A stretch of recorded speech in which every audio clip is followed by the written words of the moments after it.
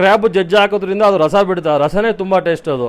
ಅದರಲ್ಲಿ ಬಾಣ್ತಿದ್ದರಿಗೆ ನೆಗಡಿ ಕೆಮ್ಮು ಕಪ್ಪ ಇರೋರ್ಗಂತೂ ತುಂಬಾ ಸಖತ್ತಾಗಿರುತ್ತೆ, ಹೈಲೈಟ್ ಆಗಿರುತ್ತೆ. ಡೈಲಿ 15ರಿಂದ 20 ಬಿನಿಗೆ ಖಾಲಿ ಆಗುತ್ತೆ. ಕ್ರ್ಯಾಬ್ ಹಾಗೆ ಇರುತ್ತೆ, ಲೋಕಲ್ ಕ್ರ್ಯಾಬ್ ಯಾವ್ದು ಹಾಕಲ್ಲ.